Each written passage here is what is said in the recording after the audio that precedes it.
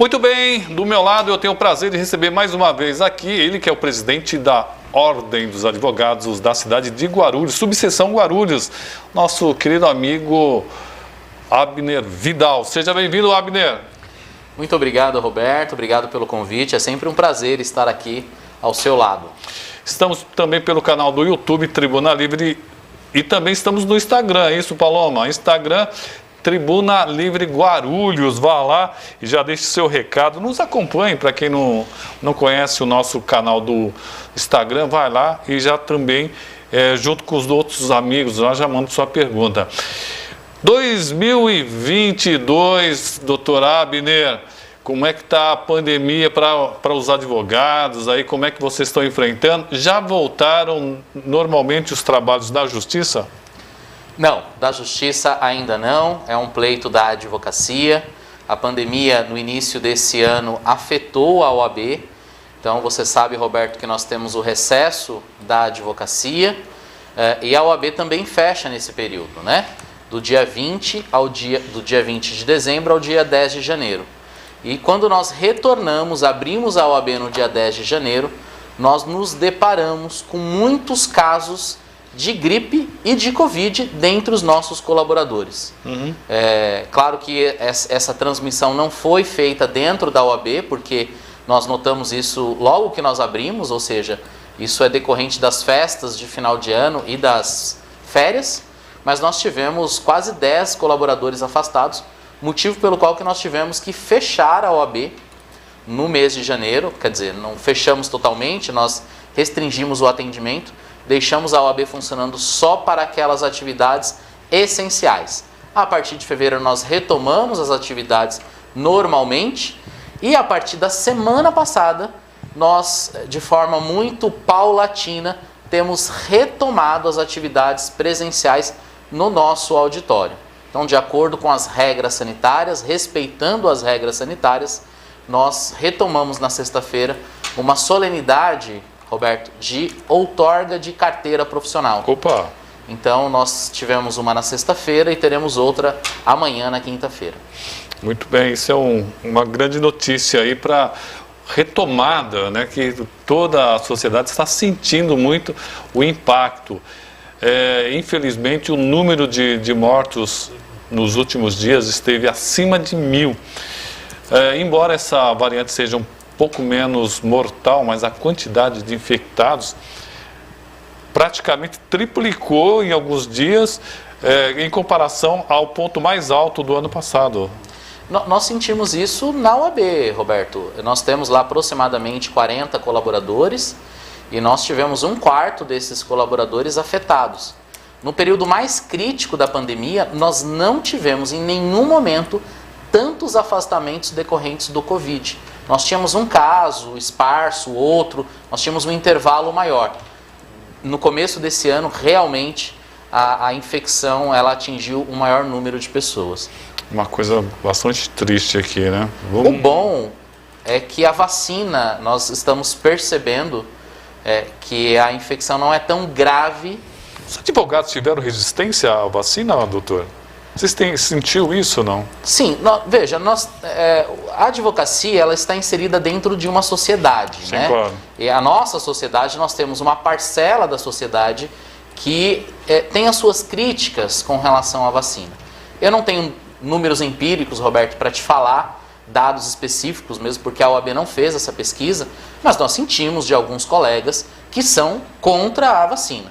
Eu posso te dizer que eu ouvi da advocacia, é bem verdade que é a grande minoria, mas nós tivemos um caso ou outro de advogado reclamando da vacina, que seria inconstitucional o STF exigir ou permitir que os fóruns e as repartições públicas e privadas exigissem o passaporte da vacina. Pô, é verdade, é coisa bastante complicada. Doutor, já estamos em fevereiro aí, você já está sentindo com as rédeas na mão, bom, se bem que você já estava lá, você já tinha o conhecimento, mas mudou a postura ou o jeito de trabalhar por ser presidente, os encargos, as responsabilidades, como é que é isso? Demais, mudou completamente. Eu costumo dizer que eu trabalhava na sala ao lado do presidente Ferrari, por 3 anos. Tinha uma noção do quanto o presidente Ferrari trabalhava e trabalhou nos 3 anos. Mas, Roberto, eu posso te dizer, é muito diferente a presidência. É claro que nós pensamos num trabalho horizontal, colaborativo, mas a presidência é a esquina da OAB. Tudo passa pela presidência. Desde uma carta simples do preso, que ele necessita de uma resposta, ou ele almeja uma resposta, desde uma carta de uma mãe aflita, a uma representação séria, um assunto, uma denúncia grave. Então, tudo passa pela OAB. No cargo da tesouraria, era o cargo que eu exercia antes, eram assuntos mais restritos às finanças da OAB. Então, eu olhava pelo buraco da fechadura. Agora eu abri a porta e vi o tamanho que é a OAB. Mas eu estou me sentindo muito bem adaptado. Os colaboradores são ótimos. O grande diferencial da OAB Guarulhos, a OAB Guarulhos ela é falada em todo o estado. Nós temos ações inovadoras em Guarulhos. E isso muito por conta da Advocacia de Guarulhos e porque nós temos um grupo, colaboradores competentíssimos. Então isso é motivo de muito orgulho. Algum dos seus projetos o senhor já conseguiu dar início? Um daqueles colocados aí na campanha, já começou a tirar do papel e colocar na prática, doutor? Esse é o melhor momento, né? Os olhos brilham, né? Então nós já demos início a alguns projetos, a tornar uma OAB mais conectada com a advocacia, uma OAB como fio condutor da advocacia. Nós teremos na OAB um observatório de novos mercados, nós teremos uma incubadora dentro da OAB. Claro que esses projetos não são implementados do dia para a noite, né? São projetos grandes, envolvem várias pessoas e várias comissões, mas eles já começaram a sair do papel. Eu estou vindo agora, Roberto, de uma palestra no Polo Bom Sucesso Pimentas. Legal, eu gostei dessa ideia. Então, uma palestra às 15 horas, numa quarta-feira, hoje é quarta-feira, né? Às 15 horas, dentro do Shopping Bom Sucesso. Então, a nossa sala lá estava bem frequentada, claro, com o distanciamento necessário, mas com bastante advogados. E nós falamos sobre um tema muito caro à advocacia, que é INSS, Direito Previdenciário, e não apenas, Roberto. Dentre o assunto de direito previdenciário, que é comum a todos nós abordamos um assunto específico, que é o direito previdenciário ou a proteção previdenciária do militar, que é um nicho específico da advocacia, e a advocacia precisa voltar os olhos também para os militares, porque é um mercado gigantesco, é um mercado com quase 300 mil homens no Brasil inteiro, e é um mercado muito interessante para a advocacia. É isso que nós estamos colocando em prática. É a OAB sendo fio condutor para novos mercados de trabalho. A gente tem que pensar diferente. Não pensar no direito tradicional da forma que nós conhecemos, mas apresentar à advocacia novos mercados de trabalho. E com essa tecnologia chegando aí, é um ramo totalmente novo e que os advogados também precisam se preparar, né? Porque a lei está sendo construída enquanto o carro está andando. É exatamente isso, né? Veja você, você falou de tecnologia. A rede social já é uma realidade há muito tempo. Você monetiza suas publicações, você impulsiona as suas publicações, e a advocacia não tinha uma clareza do que pode e o que não pode com relação à monetização de publicações. Isso foi regulamentado apenas em julho de 2021, o ano passado, há menos de um ano. Ou seja, o que traz tranquilidade para o advogado demorou muito tempo. Então, a OAB parece que sempre está correndo atrás de algo que está acontecendo. Na minha visão, a OAB ela precisa estar à frente, ela precisa trazer essas novidades e ela precisa falar para o advogado, olha, isso você pode, isso aqui eu te aconselho a fazer. Esse é o papel da OAB, indicar o caminho. Extremamente importante. Aqui pelo nosso Instagram, nós temos aqui a Jennifer Lima, a Melissa Wolf, o Michael, o Michael está nos acompanhando, a Alain Mascarenha, Linda Boas Vasconcelos, Nair Marineide também nos acompanhando. Obrigado aí o pessoal Se você tem alguma questão, pode mandar aqui, Luciano França conosco. Dona Regina Célia Pegoraro, aliás, eu tenho uma grande curiosidade de trazê-la aqui para a gente conversar mais profundamente. Quem está aqui também é conselheiro, né? Doutor Alexandre de Sá Domingues. Não, ele é dono da chave do cofre. Ele é tesoureiro, é um tesoureiro. Olha, da OAB seccional. Eu preciso conversar com ele. Precisa? Ele que ele que tem a chave, então eu tenho que conversar com ele. Doutor Alexandre de Sá Domingues, doutor Abner representa uma gestão moderna e coloca Guarulhos em destaque em todo o estado de São Paulo. Guarulhos é gigante. O senhor disse que já é um destaque, mas eu sinto que a cidade devia ter um destaque maior em todo o estado. Eu não sinto isso, doutor. Eu penso também, antes, eu queria dar boa noite ao sempre presidente, doutor Alexandre de Sá, doutora Regina Pegoraro, nossa tesoureira, doutor Rodrigo Cunha, e também o doutor Fábio de Souza está nos acompanhando, eu vi aqui, é o nosso sempre presidente também, foi presidente da OAB Guarulhos na gestão 2009 a 2014. Então, nós temos aqui a audiência de dois presidentes da OAB, doutor Alexandre e doutor Fábio. Um dia vamos trazer uns 4 aqui, né? Pois são todos os presidentes que trabalharam em prol da OAB, em prol da advocacia, fizeram um excelente trabalho e nos pavimentaram o caminho para que eu e a minha diretoria e todos os advogados que vão trabalhar e que estão trabalhando nessa gestão pudesse desenvolver um trabalho a contento. Então, as minhas homenagens aqui ao doutor Alexandre, ao doutor Fábio, ao doutor Ayrton Trevisan, que também foi presidente, doutor Eduardo Ferrari, doutor Fábio Trombete, enfim, todos trabalharam, colocaram lá a sua parcela de contribuição. Doutor Rodrigo Cunha, eita, que hoje a audiência será gigante, pois o convidado é de peso. Parabéns e sucesso ao meu amigo Roberto e meu presidente Abner. Obrigado. Cláudia Rocha está dando boa noite para nós. Oi, Cláudia, boa noite. Luciano França também aqui. Doutora Regina Pegoraro. Muito bem, agradecer a todos. Aqui essa audiência sempre muito qualificada aqui dos doutores. E também, o doutor estava falando aqui sobre advocacia, e eu sempre trago muito essa questão da cidade gigantesca. E uma das boas ideias é ter uma OAB mais descentralizada. Como já temos aquela parte do Bom Sucesso, lembrando ali também que dos Pimentas, mas também tem do lado do Bom Sucesso, ali pelo Lavras, um pouco mais São João, Inocop, é outra parte da cidade gigantesca, doutor, que muitas vezes, né, hoje com a tecnologia já ajuda um pouquinho, mas se um advogado precisar ver a OAB Guarulhos ou OAB lá nos Pimentas, vai demorar muito, porque aquela parte ali, São João, Lavras, Bom Sucesso, devido ao trevo, também é um sacrifício, viu? Então, você tem toda a razão, e você sabe que eu falei, inclusive falei aqui no seu programa, da importância da descentralização da OAB, mas nós temos um ponto mais importante ainda, que é a OAB, ela compõe uma parte do sistema de justiça, um braço do sistema de justiça e uma parte muito importante do sistema de justiça.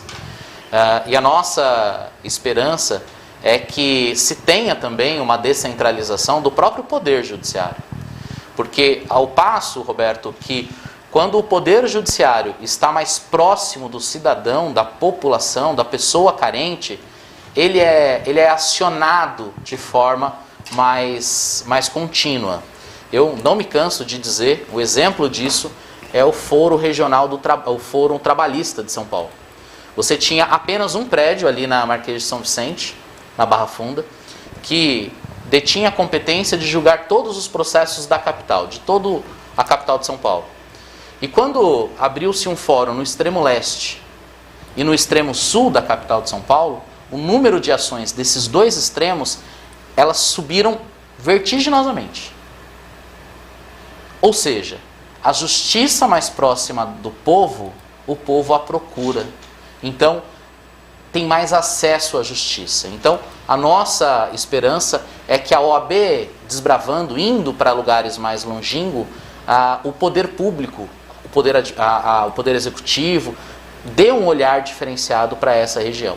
Você falou ali da região do Cumbica, do Seródio, do São João, até o Fortaleza ali, nós temos escritórios de advocacia, de fato, é verdade. Lembrou bem, até o Fortaleza. Até o Fortaleza, que é divisa lá com o Nazaré Paulista, lá, né? Você anda mais um pouquinho, você tem ótimos restaurantes ali, e já é Nazaré Paulista, já muda totalmente, a paisagem já é rural. Então nós temos sim um projeto de levar um polo, de descentralizar a OAB e levar um polo de atendimento para aquela região. Extremamente importante. Amigo meu ali da região do Taboão, quando soube que o senhor viria aqui, ele pediu insistentemente para o senhor comentar sobre a Justiça do Trabalho. Ele é ligado ao sindicalismo e ele entende que a Justiça do Trabalho está sendo desmontada. E isso vai prejudicar muito os trabalhadores, principalmente aqueles mais humildes, que tem medo, porque o pessoal assusta ele. Olha, se você perder, você vai ter que pagar as custas do seu advogado e do outro. Parece que isso está mudando, né, doutor? Já mudou. Qual que é o nome do nosso amigo? É Carlos Alberto. Carlos Alberto, ótima colocação. Esse desmonte da Justiça do Trabalho não é de hoje. Esse desmonte começa em 2017 com uma reforma trabalhista absolutamente assodada e absolutamente prejudicial ao cidadão. E eu ouso a dizer que uma reforma trabalhista que não ajudou em absolutamente nada o médio e o pequeno empresário, que são, no país, quem mais emprega. Então, há uma verdadeira falácia de que a reforma trabalhista atinge o pequeno e o médio. Ela não atinge. A reforma trabalhista, ela se prestou para três grandes fatores na sociedade. O primeiro é desmontar os sindicatos. O que, com todo respeito, é um verdadeiro erro. Se você estudar a sociologia da sociedade e até mesmo do direito social e do direito do trabalho, você verá que o sindicato teve uma participação gigantesca na evolução do direito e na evolução social de uma nação. Então você desmontar o sindicato é absolutamente uma decisão errônea. Eu não estou dizendo que eu não tenho críticas aos sindicatos, pelo contrário, eu tenho críticas inclusive ao sistema sindical vigente no Brasil. Acho que nós deveríamos rediscutir o sistema sindical vigente. Mas você desmontar o sindicato não é a saída e você precariza direito, você precariza postos de trabalho e você precariza salário. Esse foi o primeiro viés da reforma trabalhista. O segundo viés da reforma trabalhista beneficiou os grandes conglomerados, ou seja, a Ford ela pode, do dia para a noite, fechar 5 mil postos de trabalho, atingir quase 25 mil pessoas e ela não precisa negociar com ninguém. Aliás, o sindicato já está falido. E a lei não exige que ela, quando ela faz uma demissão em massa, antes exigia, antes da reforma, se a empresa for fazer uma demissão em massa, ela tem que negociar com o sindicato, ela tinha que prever uma situação de reparação. Então, você tem toda uma região afetada, não são só os trabalhadores, o comércio, a cidade, e você fecha 5 mil postos de emprego e você não dá satisfação a absolutamente ninguém. Então, o segundo viés foi o grande conglomerado. Bancos se aproveitaram muito disso, são 10 mil demissões. Uma instituição bancária mandou no Brasil 10 mil funcionários embora. Quer dizer, sem negociar absolutamente nada.